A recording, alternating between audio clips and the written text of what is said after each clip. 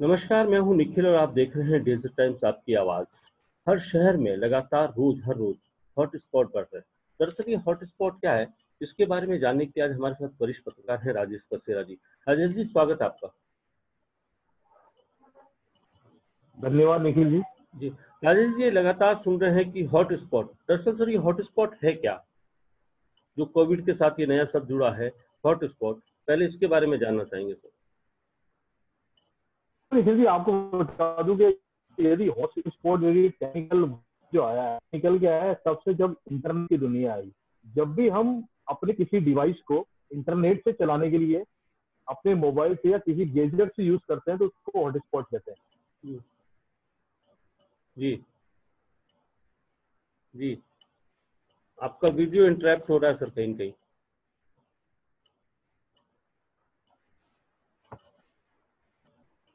Rajesh sir, आपका video और audio नहीं सुन पा रहे हम लोग।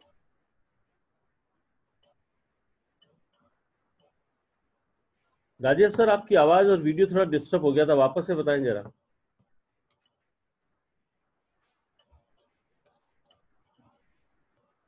जी हाँ, एकदम शायद इंटरनेट हाँ, थोड़ी सी नेट। इंटरनेट कनेक्ट की दिक्कत थी शायद। जी जी जी, अब बताएं, आप कुछ बता रहे थे हॉटस्पॉट को लेकर। मैं जी जी, मैं बिल्कुल बता रहा था। नेट प्रॉपर नहीं है राजेश सर आपके यहाँ पे। वो चीज टेक्निकल हुआ, एक डिवाइस से दूसरे डिवाइस को कनेक्ट करने के लिए काम करता है। लेकिन कोरोना के मामले में ये जो शब्द है, इसका टर्म बिल्कुल उल्टा है। इसका मतलब वो है कि वो एरिया जहां पर ऑलरेडी पॉजिटिव केसेस है कोरोना के और आगे भी जहां संक्रमण फैलने की बहुत ज्यादा संभावना होती है, उस एरिया को सरकार ने हॉट स्पॉट घोषित किया है, जी ताकि वहां पर उस इलाके को स्पेसिफाई किया जा सके, उन लोगों को प्रतिबंधित किया जा सके कि आप बहुत खतरनाक जोन में हैं, आप अपने घर के अंदर रहिए, सुरक्षित रहिए, और आपको जो भी सुविधाएं होंगी वो सरकार की तरफ से उपलब्ध कराई जाएगी। तो ये एक हॉट स्पॉट की एक सामान्य सी डेफिनेशन हम कह सकते हैं। जी जी। तो सर मैं ये भी जानना चाह रहा था कि जो लगातार हॉट स्पॉट आ रहे हैं, तो जो हॉट स्पॉट एरिया में जो दूसरे जो लोग रहते हैं, उनकी मानसिक स्थिति बिल्कुल बदल जाती होगी। बिल्कुल, क्योंकि यहाँ पर लॉकडाउन और दूसरे जितने भी नियम प्रावधान कोरोना के तहत बनाए गए हैं, उसकी बहुत सख्ती से पालना होती है। व्यक्ति अपने घर, सोसाइटी, अपार्टमेंट इससे भी बाहर नहीं आ सकता है। सरकार ही उसकी पूरी मॉनिटरिंग करती है, बाकायदा मजिस्ट्रेट के अंडर उसकी मॉनिटरिंग होती है। बैरिकेटिंग उस एरिया के चारों तरफ लगा दी जाती है। किसी को भी इमरजेंसी में ही पास की सुविधा होती है। व्यक्तियों के घर से निकलने का एक पर्टिकुलर टाइम होता है जिसमें वो अपने आसपास, उसकी भी हालांकि इन दिनों तो पाबंदी लगाई हुई है क्योंकि लगातार मामले बढ़ते जा रहे हैं। लेकिन हम देखें तो यदि उसको राशन की जरूरत होगी, यदि उसको दूध की जरूरत होगी, तो सरकार उसकी उपलब्ध कराएगी और उसके गेट के पास, उसकी सोसाइटी या अपार्टमेंट के पास उस सामान को भिजवा दिया जाएगा जहां से कलेक्ट कर सकते हैं। तो बहुत सेंसिटिव जोन जिसको हम कहते हैं, मोस्ट अति संवेदनशील अगर कोई क्षेत्र होता है वो हॉट स्पॉट होता है। सर, जयपुर में बड़े हॉट स्पॉट रामगंज के अलावा भी कोई निकल के आए हैं, और आज ताजा स्थिति रामगंज की अब बिल्कुल। क्या है सर? देखिए, अब तक हम बात कर रहे हैं, अगर जयपुर की बात करें जो हमारी राजधानी है, तो यह 22 ऐसे थाना कर्फ्यू क्षेत्र वाले हैं जहां पर हॉट स्पॉट माना गया है। यानी कि शहर की पेरीफेरी के अंदर आने वाले 22 ऐसे पुलिस स्टेशन के क्षेत्र है, परिधि वाले हैं, जिसमें तकरीबन जयपुर की 13 से 14 लाख की आबादी कवर होती है। बहुत इन बड़ी सब आबादी है एरिया सर, को, बड़ी आबादी है सर ये तो। बहुत बड़ी आबादी है, बिल्कुल 13 से 14 लाख की आबादी है। उनकी जिंदगी अभी बिल्कुल थम गई है, क्योंकि इसके लिए भले जिम्मेदार एक या दो क्षेत्र हो, लेकिन चूंकि उस एक व्यक्ति, एक संक्रमित अपनी परिधि के आसपास मूवमेंट करता है, जिसके अंदर कहीं ना कहीं वो हॉट स्पॉट को मान के चलते हैं कि इस क्षेत्र के अंदर इसकी मूवमेंट 1, 2, 2.5, 3 किलोमीटर के एरिया में रही हैगी, और इतना ही थाना, एक थाने की परिधि का क्षेत्र होता है 5 से 6 किलोमीटर। तो ऐसे जयपुर के अंदर 22 थाना क्षेत्र है जहाँ पर इस वक्त पूरी तरह से सील है, कर्फ्यू लगा हुआ है, और लॉकडाउन की बहुत कड़े नियमों की यहाँ पे पालना हो रही है। तो सर, अभी जयपुर में स्थिति लगातार हम देख रहे हैं कितनी सख्ती है, और इतनी एहतियात के बाद भी लगातार केस बढ़ते जा रहे हैं, तो क्या लग रहा है ये कहीं थमेगी रफ्तार? देखिए, हम बात करें सिस्टम की, तो कल ही उन्होंने अपनी एक मजबूरी जताई थी, जिसमें उन्होंने कहा था कि साहब, जिस क्षेत्र के अंदर खासकर रामगंज जो हॉट स्पॉट है, रेड जोन है, जहां पर अगर हम लोगों को क्वारंटाइन करें तो किस आधार पर करें, क्योंकि एक घर के अंदर कहीं पर 20 व्यक्तियों की संख्या है तो कहीं पर 40 तक, जो ज्वाइंट फैमिली है वहां पर इतनी बड़ी संख्या में लोग रहते हैं, रहने के लिए सुविधाएं, कमरे और अलग अलग क्वारंटाइन करे तो उनके लिए संसाधन सीमित है। तो वो जो बड़ा चैलेंज है, क्योंकि रोजाना ये कोरोना एक ऐसा संक्रमण लेकर आया, कोविड-19 ऐसी बीमारी लेकर आई तो रोजाना हमें नई नई अनुभव देती है, सीखने व्यायाम देती है, और रोजाना एक नई चुनौती हमारे सामने आती है। तो हम रामगंज जैसे अगर डेंस, या हम अगर मुंबई के धारावी की चाल की बात करें, या दिल्ली के ऐसे ही सघन आबादी की बात करें, तो वहां सबसे बड़ा चैलेंज ये है कि इस बीमारी का एकमात्र इलाज है क्वारंटाइन करना। लेकिन क्वारंटाइन कैसे करें? एक घर के अंदर यदि इतने इतने मेंबर होंगे तो निश्चित तौर पर वो भी संक्रमित होंगे, और हम लगातार ऐसे मामले देख रहे हैं कि एक परिवार के 5-10 नहीं, 35-35 जो कुंबों का जो लोग हैं। अभी हमने उत्तर प्रदेश की जो है एक कहानी आगरा की देखी, वहां पर सामने आया कि 35 लोग एक ही परिवार से कोरोना पॉजिटिव हो गए। तो ये बहुत बड़ा चैलेंज है निखिल जी, क्योंकि हमें रोजाना एक नया नया एक ऐसा मामला सामने आता है जो हमारे लिए एक इतनी बड़ी चुनौती पेश करता है। यही कारण है कि मैं आपको एक बहुत बड़ी खबर डेजर्ट टाइम के जरिए अभी देना चाहता हूँ कि दुनिया के जो सबसे बड़े 20 देश है जहां पर कोरोना संक्रमित की संख्या बहुत ज्यादा है, आज भारत भी उसमें शामिल हो गया है, जहां पर 20,000 से ज्यादा कोरोना संक्रमित पेशेंट आ गए हैं। ये बहुत चिंता की बात है। तो सर ये तो चिंता लगातार बढ़ती जा रही है, ग्राफ बढ़ते जा रहा है, तो हम किसी समाधान की तरफ कैसे जाएंगे और कितने दिन तक घरों में रह पाएंगे? एक मिडिल क्लास या लोअर मिडिल क्लास की तो बिल्कुल उसकी जीवन का ताना बाना ही बदल जाएगा इस बारे में।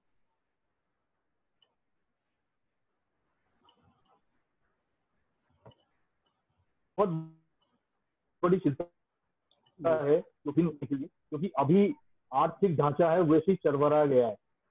लोग जो है घर पे रहकर उनकी रोजाना की जरूरत की चीजें वो भी धीरे धीरे उससे कटौती करते जा रहे हैं। और ये देखिए कि यदि ये स्थिति यूं ही बनी रही तो कोई गारंटी नहीं है कि 3 मई को लॉकडाउन की स्टेज में बहुत बुरी होगी। WHO ने भी इसका संकेत दिया है कि आने वाले दिनों में चुनौतियां और बढ़ेगी। तो कोई गारंटी नहीं कि 3 मई को ही लॉकडाउन समाप्त होगी, और ये हम देख सकते हैं कि जून तक ये मामला लंबा खिंच सकता है। ये तो हुआ लॉकडाउन का पीरियड, लेकिन उसके बाद 6 महीने से साल भर हमको खड़े होने में लगेंगे, अर्थव्यवस्थाओं को स्थिर होने में लगेंगे। हर परिवार को अपनी जरूरतों की कटौती करने के बाद 6 महीने या साल भर में आकर ये महसूस होगा कि हाँ, हम फिर से उसी पुरानी स्थिति में लौट कर आए हैं। लेकिन फिलहाल चुनौती बहुत बड़ी है और सबको इससे मिलकर लड़ना है।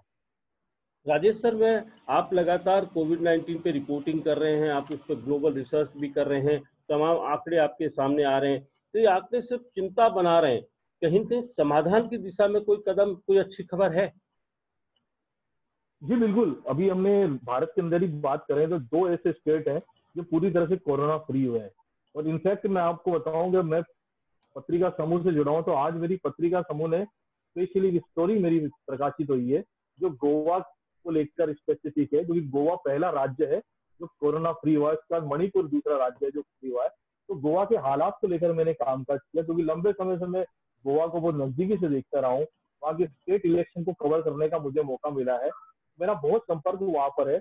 मेरी वहां के मुख्यमंत्री प्रमोद सावंत, वहां के जो स्वास्थ्य मंत्री विश्वजीत राणे, और वो डॉक्टर एडविन गोम्स जो वहां पर कोरोना को जीरो लेवल पे लाने के लिए काम कर रहे थे, उन सबसे बहुत अच्छे से चर्चा हुई।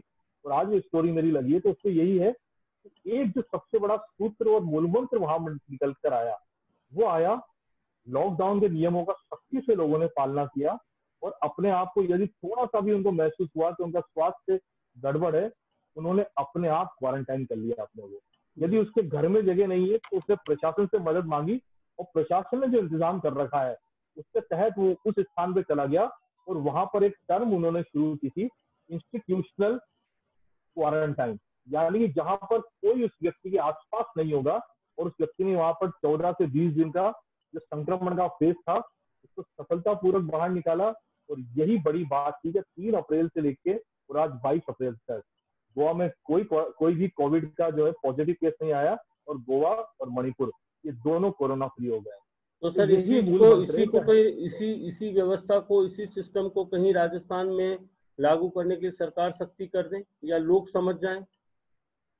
बिल्कुल, देखिए ताली दोनों हाथ से बजेगी, क्योंकि ये रोग ऐसा नहीं कि कोई सरकार का लाया हुआ है या कहीं से माइग्रेट होकर आया है। ये पूरी दुनिया के अंदर ये इस संक्रमण ने जो है कहर बरपाया है, और उसका एकमात्र जो है कोशिश यही है कि लोग घर में रहें, सुरक्षित रहें, बाहर जाने से कम बचें। और यदि आपातकाल में भी उनको बाहर जाना पड़ रहा है, तो जो नियम प्रावधान बनाए कि मास्क लगाकर जाए, अपने आप को सैनिटाइज करें, तो कहीं ना कहीं हर व्यक्ति को जिम्मेदार बनना पड़ेगा। और गोवा की सबसे बड़ी सफलता कारण निकल ये थे कि वहां के लोग इतने अनुशासित हैं। वह अनुशासन, उनका निजी अनुशासन इतना बड़ा था कि उन्होंने अपने आप की चुनौती की तरह इस कोरोना को लिया, और कोरोना को अपने राज्य से पार खदेड़ कर उन्होंने दम लिया। जी कहीं राजेश ना जी, कहीं सरकार भी इस समय राजेश जी, ये भी सही है कि हिंदी पत्रकारिता के एक सबसे बड़े समूह, सबसे संजीदा समूह से आप जुड़े हैं। इस वक्त आप जयपुर रिपोर्टिंग कर रहे हैं, आप इसी समूह से मुंबई में आप वहाँ संपादक रहे हैं। तो रामगंज की जो स्थिति है वो स्थिति मुंबई की धारावी की है। तो स्थिति यह है कि वहां पर इतनी बड़ी तादाद है, तो उनको कैसे क्वारंटाइन किया जाएगा?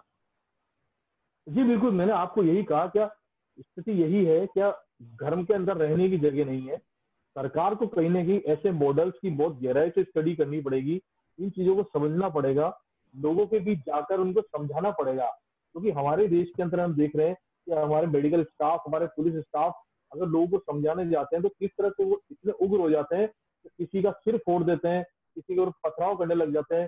तो जोधपुर की बड़ी दुखद घटना हुई कि कांस्टेबल का उन्होंने सिर फोड़ दिया। तो कहीं ना कहीं हमें इस ऊर्जा को, इस उत्तेजना को यदि हमारी इम्यूनिटी पावर को बढ़ाने के लिए हम यूज करेंगे, कोरोना से लड़ने के लिए यूज करेंगे, तो हम भी कहीं ना कहीं ऐसे गोवा और मणिपुर जैसे उदाहरण को राजस्थान प्रस्तुत कर पाएगा, जहां पर, क्योंकि आप देखिए भीलवाड़ा ने अपने आप को ये करने की पूरी कोशिश की, और वहां पर बहुत हद तक हमने कोरोना को कंट्रोल भी किया। लेकिन जहां पर थोड़ी सी ढिलाई बरती, जहां पर हमने थोड़ा सा अपने आप को लापरवाह किया, वहीं पर वापस से वो बीमारी लौट कर आ गई। और सबसे बड़ी जो चौंकाने वाली चीजें होती है, वो एक ऐसी व्यक्ति, ऐसे लेमेन को होती है जो सब्जी वाला होता है। अब आप सोच सकते हैं सब्जी वाला अपने ठेले या लॉरी को लेकर कहाँ तक घुमा होगा, किन किन लोगों के संपर्क में आया होगा, क्योंकि ये संपर्क की ही डिजीज है।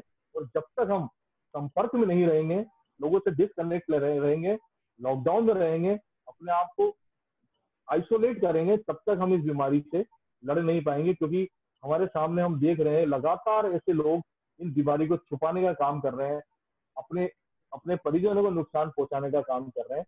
तो केवल और केवल यही है, हमारा देश बहुत बड़ा है, गोवा बहुत छोटा था। गोवा मात्र 16 लाख की आबादी का एक छोटा सा स्टेट है। हमारा अगर हम देश की बात करें तो 125 करोड़ का देश है, और राजस्थान की बात करें तो 7 से 7.5 करोड़ की, हमारी 6.5 करोड़ की हमारी आबादी।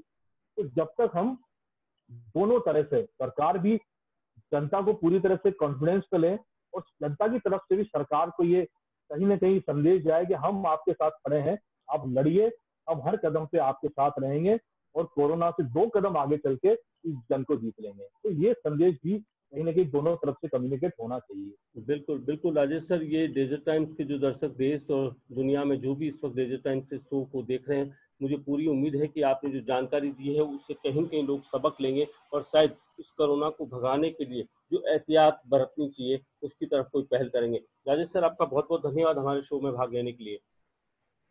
थैंक यू निखिल जी, और डेजर्ट टाइम के सभी दर्शकों को मेरी तरफ से शुभकामनाएं। और साथ ही उन सबसे मैं यही अपेक्षा करूंगा कि आप सब लॉकडाउन का नियमों का पालन करें, खुद भी सुरक्षित रहें और दूसरों को भी सुरक्षित रखें, उसी तरह से जिस तरह से निखिल जी और मैं अपने आप को पूरी तरह से आइसोलेट करके सुरक्षित रखे हुए हैं। बहुत बहुत धन्यवाद निखिल जी, जो आपने मुझे समय दिया। थैंक यू नमस्कार। राजेश।